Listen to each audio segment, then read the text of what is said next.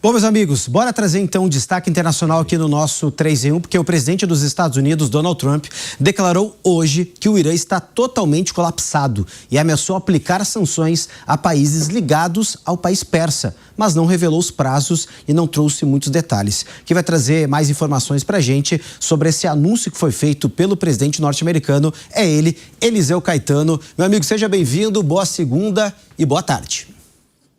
Oi, Cássius, ótima segunda-feira para você, para os nossos amigos, companheiros debatedores e, claro, para todo mundo que acompanha o queridinho das tardes da Jovem Pan, o nosso 3 em 1. A gente chega ao vivo direto dos Estados Unidos, porque na manhã de hoje, na verdade, final da manhã, início da tarde, o presidente Donald Trump fez mais um post, naquela guerra de retórica, guerra de mapas, guerras de memes na internet contra o Irã. Dessa vez, o presidente norte-americano afirmou que o país está totalmente colapsado e que não vai resistir ao dia D. O dia D é o ponto mais importante desse novo movimento da administração americana, mas não é um dia militar não, viu, Cássius? Nem um anúncio de uma nova ofensiva militar americana. O dia D é um dia econômico. A estratégia dos Estados Unidos é tentar sufocar financeiramente Teherã e principalmente colocar aí pressão sobre países terceiros, bancos e empresas que ainda fazem negócios com o Irã. Só que agora há pouco, terminou há alguns minutos atrás, uma coletiva de imprensa na capital americana, Washington DC, com Scott Bessent, que é o secretário do Tesouro aqui dos Estados Unidos, e ele trouxe alguns detalhes desse dia D, dessa pressão. O Tesouro está ampliando, segundo Scott Bessent, o alcance das chamadas sanções secundárias. Em termos simples, Cássius, o Washington está dizendo ao resto do mundo o seguinte: olha, vocês podem continuar fazendo negócios com o Irã, mas poderão perder acesso ao sistema financeiro e também ao mercado americano se continuarem com isso. Bessent disse que o objetivo é bloquear todas as fontes potenciais de receita iraniana e que não é mais aceitável que países e empresas operem nas, abre aspas, zonas cinzentas das sanções, fecha aspas. Essa campanha também está sendo chamada de Operação Pária Econômico. O objetivo, segundo Scott Bessent, é cortar todas as conexões financeiras e comerciais do Irã com o restante do mundo. E aqui a gente vê uma nuance muito importante, Cássius, porque apesar dessa linguagem fortíssima, os Estados Unidos não aplicaram hoje imediatamente todas essas sanções secundárias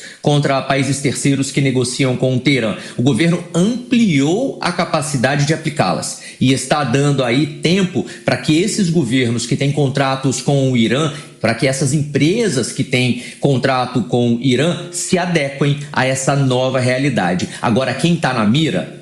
Esse é o ponto crucial, é o ponto chamado de internacional mais explosivo, segundo a mídia aqui. A China é disparado o principal comprador de petróleo iraniano, cerca de 80% do petróleo iraniano, Cássius, vai para a China transportado via marítima. E existem, obviamente, outros países parceiros. E aí é que os Estados Unidos está querendo asfixiar financeiramente Irã. Ao longo da programação da Jovem Pan, a gente vai trazer mais detalhes dessa notícia, dessa coletiva, e também está tudo lá no site jovempan.com.br. Com você no estúdio, Cássio. Fechou, Eliseu. Obrigado pelas informações. Havia uma expectativa muito grande para esse dia D econômico, Alangani. Até mesmo se imaginava sanções ou punições maiores. Porque o presidente Trump falou, vai ser a mais esmagadora já feita na história, mas por enquanto foram ameaças de aplicar as sanções a países que têm acordos comerciais ou que são ligados ao Irã.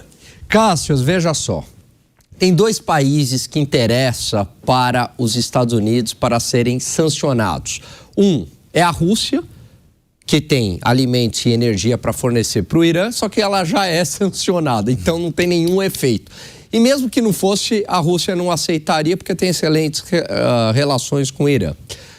O outro país é a China, que jamais vai aceitar uma sanção dos Estados Unidos por conta de romper relações com o Irã. Jamais vai aceitar por duas razões básicas. A primeira é que a China não vai mostrar submissão aos Estados Unidos. Muito pelo contrário. Eles dobram a aposta, disputam. Como aconteceu, né? Como já aconteceu. Quando veio o tarifaço para a China, o que eles fizeram? É 6, é 12. É 6, é 12. Quando chegou lá em 150, eles tiraram o ZAP.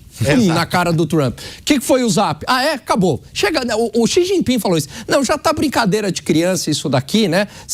Acima de 150 já não faz mais sentido. Eu vou parar de exportar terras raras para vocês. Aí, né, coincidentemente, os Estados Unidos falaram, não, vem cá, vamos conversar, né? Aqueles 30 tá de bom tamanho, o que você acha? Enfim. Então a China não vai aceitar. E a outra razão é que a China também ganha dinheiro com o Irã, vende para o Irã, jamais vai aceitar. Então é inócuo.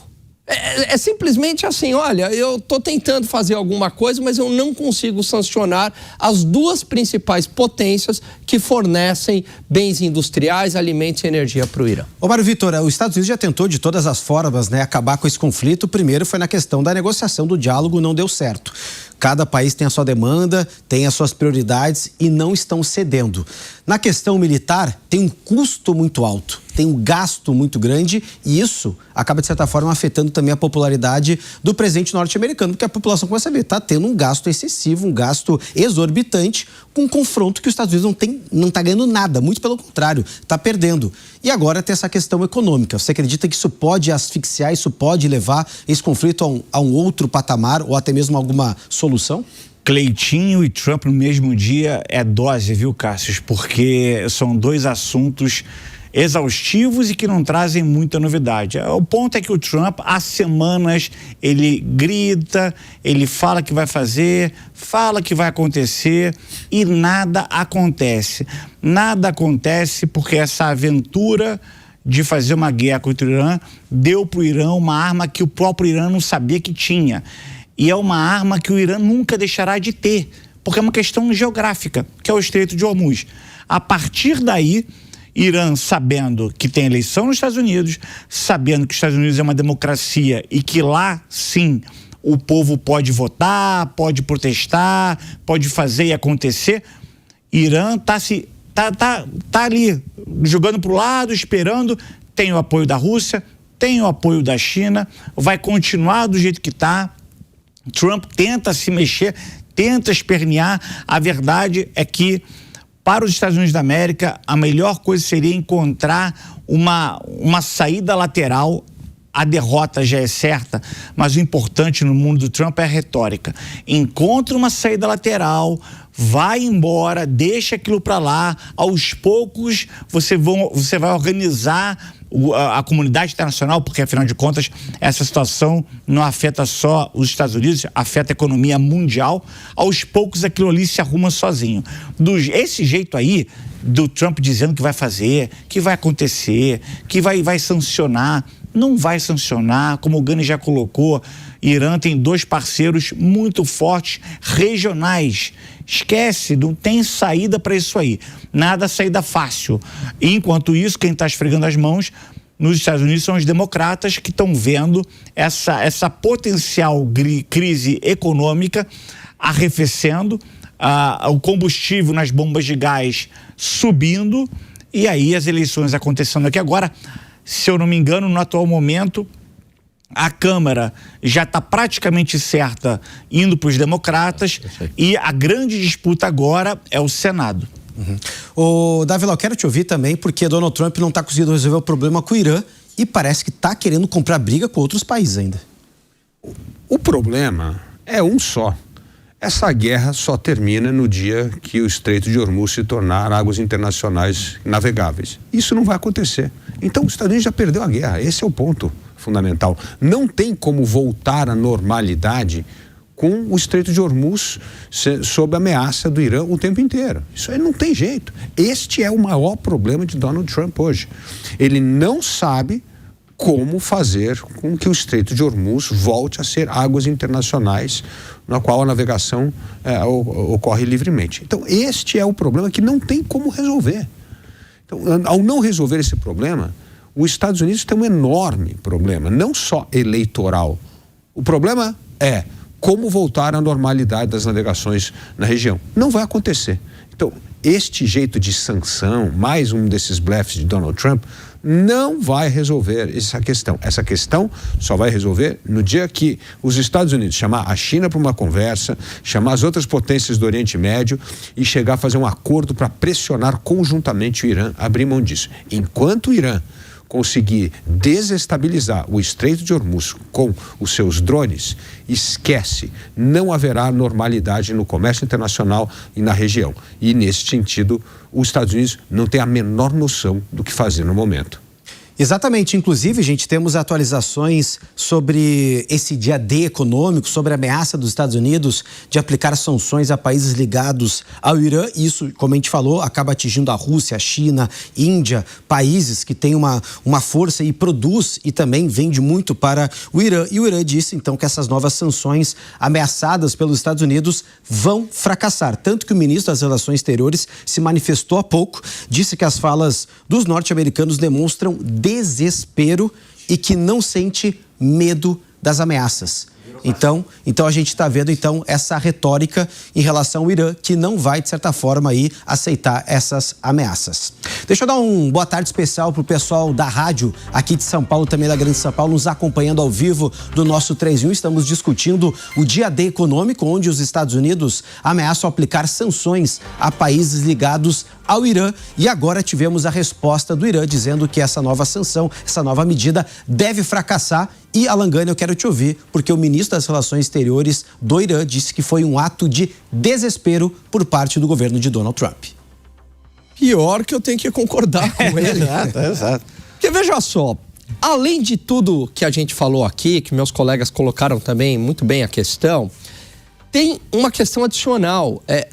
Veja, Cuba é sancionada há décadas. Exato. Colapsou o regime? Não. E Cuba, a gente está falando de uma ilha que é muito mais pobre que o Irã, que tem uma economia muito mais desorganizada do que o Irã. E mais distante também. Muito mais distante, que tem uma população muito menor do que o Irã, que não tem essas conexões internacionais, né, terrestres, muito próximas. Agora, a gente está falando de um país com 90 milhões de pessoas, que está acostumado já a ser embargado, que já vive, né, com uma série de sanções, que tem uma economia, não estou falando que é uma economia pujante, mas tem uma economia muito mais organizada do que a economia cubana, que tem uma população muito mais educada, muito mais qualificada, inclusive muitos vão fazer PhD nos Estados Unidos, ou faziam pelo menos, e que tem conexões com a Rússia e com a China. No quintal ali. No quintal, né? Conexões próximas, que a mercadoria chega. Então, como é que você vai colocar um embargo contra o Irã com todo esse pacote? Não vai funcionar, evidentemente. Assim como não funcionou o embargo com a Rússia para tentar ferir a Rússia e acabar com a guerra entre Rússia e Ucrânia. Não é isso que vai mudar o regime. Agora, o Trump se meteu numa situação que ele mesmo não sabe como sair. E foi aconselhado a não entrar. Exatamente. Altos comandantes falaram para não entrar nessa. O J.D. Vance falou para não entrar nessa. Até o Rubio falou para não entrar nessa. Parece que os padrinhos ali da ideia genial foi o Pete Hegseth, né? Foi o Pete Hegseth. E claro, Bibi Netanyahu. Isso. Foram os dois que botaram pilha. E não, vamos resolver rápido. 2 semanas, vai resolver. Aí. Não, e outra coisa, e não atingiu nenhum dos objetivos. O Estreito de Hormuz continua um caos. Não houve mudança de regime, aliás, houve para um regime muito pior, tirou o caminho. Não, inclusive o Estreito não estava nem no assunto, né? Não, o Estreito entrou. Era mudar o regime. Exatamente. Acabar com a infraestrutura de mísseis, enfraquecer, né? Questão de continua com a infraestrutura de mísseis, continua soltando mísseis. Então, assim, não atingiu nenhum objetivo. E a outra coisa, se eu tivesse que sancionar alguém, tinha que sancionar a China. E esse é um efeito que não tem efeito nenhum. Então, e outra coisa, né, Cássio? Não acontece absolutamente nada. E outra coisa, e serviu, além de tudo isso, serviu para dilapidar o arsenal de Patriots, de mísseis americanos. Exatamente. Cada um é caríssimo. E de uma maneira... Porque a gente está diante, além de tudo, e na verdade já tinha um laboratório disso acontecendo, que era a guerra Ucrânia-Rússia, que é essa guerra com os drones, que são muito mais baratos do que os mísseis. E você está lá longe, você não se manifesta, você não vai com um tanque, não vai com nada, está lá de longe, só é um videogame praticamente. E aí, assim, realmente, Trump se meteu numa enrascada grande e o problema maior é que arrastou com ele a economia mundial, porque essa situação, tanto é que hoje você vai comprar uma passagem de avião, ela está muito mais cara, os alimentos, é claro que lá pelas tantas também a inflação de alimentos acontece, enfim, é um problema lateral que pegou o mundo inteiro.